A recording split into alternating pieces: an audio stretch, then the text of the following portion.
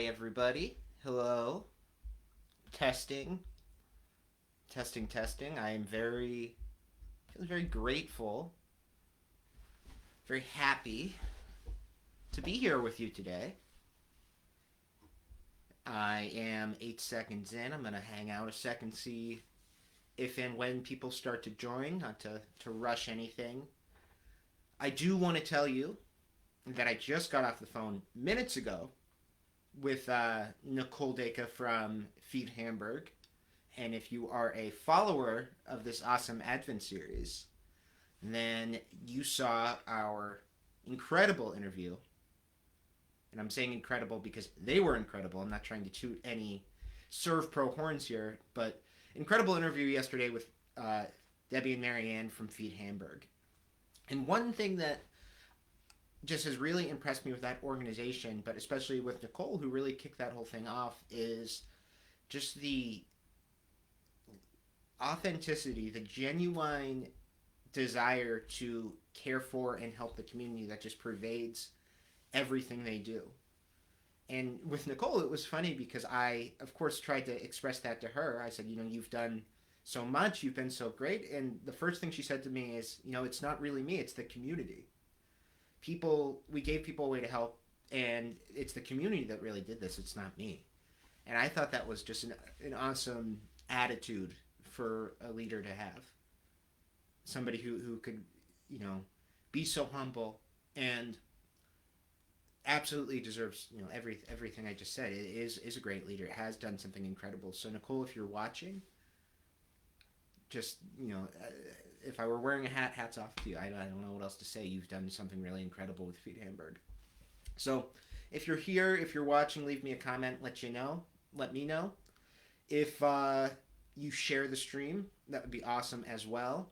We are going to try to help some people today with a very thorny question. Something that nobody likes to think about, but something that you and everybody watching probably struggled with today, and I guarantee will struggle with tomorrow. I can't guarantee that. Nothing's guaranteed, but pretty likely. So, if you're watching, comment, let me know you're here. You'll be entered into the drawing. Share if you think anybody would like this. I'm just going to unplug my phone. Okay. Today's topic is something, like I said, nobody really likes to talk about. I'm going to start with a joke to sort of soften it up for you. I don't remember who made this joke. I apologize because I am plagiarizing, I guess. But it's about waking up in the morning. And specifically, how much waking up in the morning can suck. Very few of us would say that that's like our favorite activity, especially right now, because with daylight savings time, it is absolutely pitch black out there. If you're getting up relatively early, it's not freezing cold. Winter could be worse, but it's cold. It's definitely colder than under the covers. And when your alarm starts going off, screaming in your ear, for most people that is just a terrible feeling. Your body is filled with stress from the moment that you open your eyes. And all you can think to do in that moment, all you really want to do, you open your eyes just a little tiny bit, you worm your hand out from under your covers, and you smash that snooze button. You buy yourself another 5-10 minutes of shut-eye. You give yourself that respite right from the get-go. And here's the joke, and unfortunately the joke is on us. It's that we hate waking up in the morning so much that we hit that snooze button and we do it over and over and over again. And that's not necessarily the healthiest or sanest thing to do, yet we do it all the time. And I want you to take what I say today with a grain of salt because I did that this morning too. I tried to get up early and I just kind of blew it. But for some of us, getting out of bed, that's the greatest struggle we face in the day. And I'd say if that's your biggest problem, maybe you're lucky. But for some of us, it's really, really hard. It's a choice between the warm comforts of your comforter and the shock of like cold winter air, and the pleasures of your pillows, the aching of your aging body. You got to choose between those two things. You'd rather stay in bed. I know I wake up with back pain every single day, which is new to me and scary, and I hate it. we have to choose between going to staying in dreamland where everything is possible and going back to reality where everything is just your responsibility sometimes to be managed. It's a hard choice to make to get up. And so it's no surprise that people hate getting up. They will delay getting up until the absolute last possible moment. They will calculate, and there's a lot of math that people do early in the morning, believe it or not, because they're calculating the latest possible time they can get up and not lose their job or lose their kids or lose their house. What's the last possible moment you can get up and not lose it all? That's what a lot of people do in the morning when they're hitting that snooze button. And I'm not describing everybody. There are some people who make a habit out of rising very, very early, usually before the sun comes out. By the time that most of us start our days, these are the people who have run 5 miles and they drink smoothies. They've responded to all their emails. They've sorted everything out before we even step foot on the floor. And we usually call these people morning people, and we say that with a mixture of resentment and sometimes envy, because we are conditioned, we're a bit trained to associate early rising with success and affluence and all the things that we're told that we want in life. And there's plenty of examples of successful people who were early risers. I think a lot of them were. Steve Jobs, I found this out doing a little bit of research here. He apparently got up at 3:45 in the morning every day, which is technically the nighttime, just so he could get everything done. Richard Branson, he gets up at 5:45 a.m. pretty early. And we're often told, especially when we're kids, that the early bird gets the worm. I don't think most of us would not mind being able to say that we get up early and that we've accomplished a ton before the sun comes up. But actually doing it is not something a lot of us really desire. It feels impossible.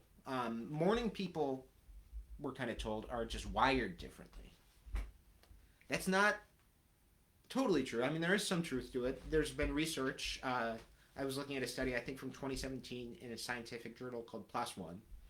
They looked at 12 years of data, and they found that about 20% of us, we qualify as morning people. We're wired that way. We just kind of do it. Another 20% of us are night owls. We function best in the late hours. But that leaves 60% of us, the vast majority there. We're intermediate. We're in the middle. We don't have one particular preference either way. So while there is some biological basis to our wake-up times, the link between high achievement and early rising is a little bit more tenuous. There's not a correlation, there's not a causation effect there between getting up early, naturally getting up early, and achieving things. Research didn't really bear that out. For every Steve Jobs that gets up at 3:45 a.m., there are tons of people who get up that time and just slug through their day, or they're getting up that time because they have to feed the baby or do something else. They're not just achieving because they're getting up. Feeding the baby, actually, awesome achievement, but it's not like you wake up and all of a sudden you're the CEO of Apple. There are also plenty of people who are quote-unquote night owls or late sleepers who have achieved a ton. This honor goes especially to great artists, and you can make your own, draw your own conclusions there, but like James Joyce, late sleeper, Gustave Flaubert, Gertrude Stein, they all were late sleepers, and they did plenty for human arts and culture. So in the end, it seems like the most important thing isn't that we get up at any particular time. It's just, what do we do with our time that's important? And it's, unfortunately, for most of us, easier to do something good with our mornings when we wake up, if we wake up early enough to accomplish something before we have to go to work. Because most of us are working some level of a 9-to-5 schedule. And that's really what I want to talk about today. If you can find a way to find a few hours, maybe not, maybe shorter than that, but some time for yourself in the morning before you have to go and take care of things, before you have to snap into responsibility mode, where you can focus on yourself and relax and not just jump into doing 10 million things. If you can find that time, what's the best way to spend it? How do you prepare yourself for a meaningful day ahead? What should you be doing with your morning?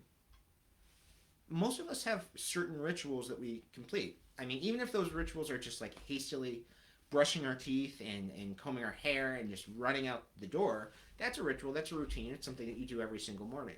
There's some regularity to that. And that usually sets the tone for the rest of your day. If you start your day stressed out like that, you've got to do some work after to snap back to reality. Um, Recently, I've been trying to be a little bit more intentional, not a word, intentional about how I'm spending my mornings, which sounds kind of dumb and woo and whatever. And what I'm really saying is I'm trying to make the best use of the time that I have on this earth, and mornings are time too. And I'd like to share the system that I've been using, and I'll get into why I need a system, and it's because I'm lazy. But it's called the Miracle Morning, and I didn't come up with this. It's popular now. It was really popular back in 2012 when this guy Hal Elrod published his book called The Miracle Morning, and his story is worth mentioning. It's interesting. At the age of 20, he died. He was in a head-on collision with a drunk driver, and it was brutal. I've seen pictures of his car. It was totally smashed, and he broke 11 bones. His heart stopped for 6 minutes. He was able to be revived, but he was in a coma. Doctors thought he's never getting out of that coma, and that's what they told his family. And he did. He did get out of that coma. Doctor said he's never going to walk again, and he did. Not only that, but he set a goal to run an ultra marathon, which is 52 miles, and he did it. All after this horrible tragedy and being surrounded by people, experts who told him that he would never even get back on his feet. He did that. So, in terms of credibility, I think that gives him, he's at least worth listening to when he's talking about how to make your life more positive and to lift yourself up. In this time when he's recovering, right, and he's thinking about all of this stuff, and he's got a lot of time to think about it as he's recovering, he comes to this new purpose in life. And this is it verbatim. He wants to elevate the consciousness of humanity one morning at a time, which is a huge goal. For most of us, the huge goal is to get through the day without yelling at our coworkers too much. And he comes to this decision when he's in his early 20s. He wants to elevate the consciousness of humanity, which is kind of mind-blowing. So he becomes a student of personal development, which he was to an extent before, his accident, but he really starts to take it seriously. And he looks and he asks himself, what are the habits and practices of the greatest achievers of humanity, the great people, the people you learn about in school, you read about, who had some sort of effect on history or culture or art or what have you. And he found 6 common themes, 6 things that those folks did. And they didn't do every single one of them. They would usually swear by 1 or 2. But here are the themes that he found. Silence, setting aside time at some point in the day to meditate or at least quietly contemplate and reflect. Affirmation, using the power of self-affirmations to motivate yourself, to focus and internalize your goals. Visualization, really being able to visualize in your mind's eye, achieving those goals, the steps it would take to achieve those goals, seeing it before it happens so that in a way it's happened already. Exercise, physical activity, which not only keeps you in good shape, but keeps your spirits up, gets the blood flowing, gets the mind moving, and makes you more vigorous. Reading, constantly taking in knowledge. And scribing, writing in some capacity. It could be journaling, it could be writing a book, it could be anything. Taking together those practices form an acronym, which he called SAVERS, SAVERS. And he figured that, if individually these practices were enough to enrich the lives of these towering figures of humanity, then if you practice them all together, you're going to get an effect. In his words, he called that a miracle. He called that the Miracle Morning. And that's what he wrote his book about. And it's not that these practices all need to be done in the morning to work. It's that if you do them all in the morning, you're going to enrich yourself for the rest of your day. You're starting yourself off in that sort of elevated place so that you can be your best self the entire day through. In the last 2 months, I've really tried to adopt Elrod's method. I have never been much of a morning person. It's hard. I've always wanted to be, right. I've always sort of, like most of us, associated that with success, but I've never successfully done it. And when my alarm would go off at 5 a.m., I just would wake up. I would decide one night, today's the day I'm going to be a morning person. More often than not, I would just wake up. I'd be like, why am I doing this? It seemed like a much better idea last night. I would turn my alarm off and I would go back to sleep. So the nice thing about savers for me is that it makes answering that question, why am I doing this, what am I doing, pretty easy. It's a structure. It's the steps are already laid out for you. They're even the order that you do them, and you can feel reasonably confident that they're going to have an effect.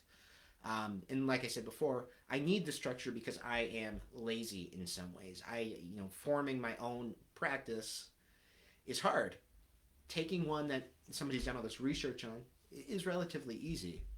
And to be honest, right now, early on in this process, I'm probably doing these at like the minimum level. I'm not an expert in any of these fields, but I'll give you what they are again and kind of how I approach them, and maybe you can draw some inspiration from that. So they're savers again, SAVERS. First one is silence. So in the morning, I try to meditate for at least 10 minutes. I usually use a guided meditation app like Headspace or Insight Timer.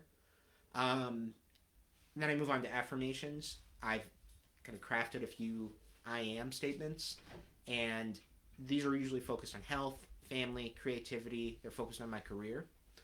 The V is visualization. I visualize not just what my goals are, but the steps I have to take to achieve them. Exercise. I have found, and you can Google this, the quietest exercise routine in the world. One that won't wake up your partner. That's what I do. I do 3 repetitions of that. Reading, and this is the one I like the best, so I usually read for at least an hour, some sort of book that I think is going to lift me up. And scribing. I spend 20 to 30 minutes writing in my journal, and that can be about anything. I don't really put any binders on that. I don't really have any structure for that. The first thing that pops into my head, I start.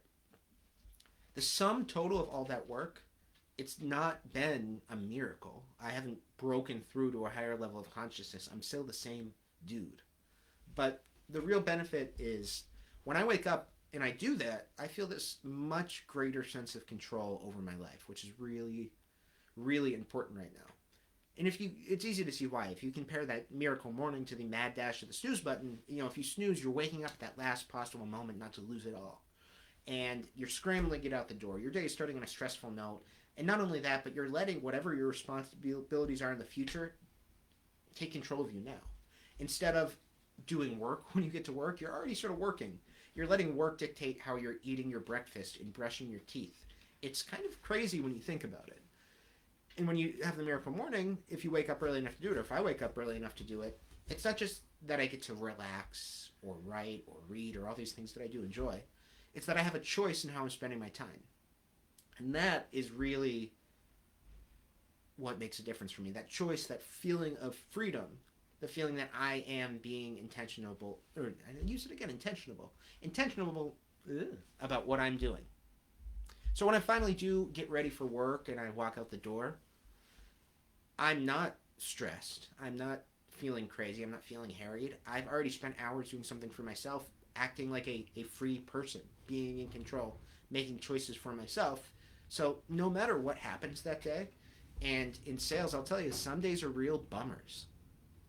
It's not an easy profession. There's, long periods of suck before something can turn up sometimes.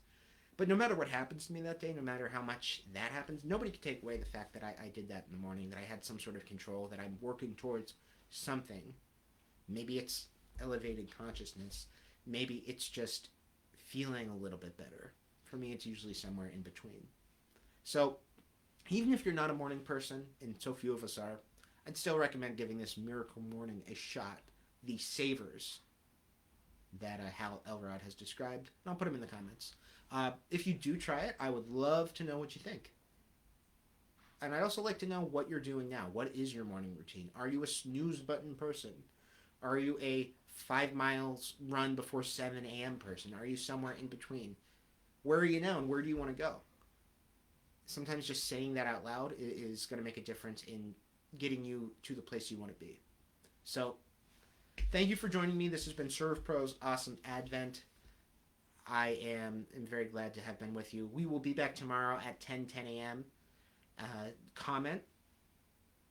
Let me know what you think. You'll be entered into this week's drawing. Share the stream. That'd be awesome. Share it with your friends. Hopefully they get a boost out of it as well. And I will put in the description as well a form so you can be reminded when we go live. So thank you guys so much for being here. I'm looking forward to seeing you tomorrow. Have a wonderful day. I've been Dan Bauer, the SERVPRO of the Southbounds. SERVPRO's Awesome Advent.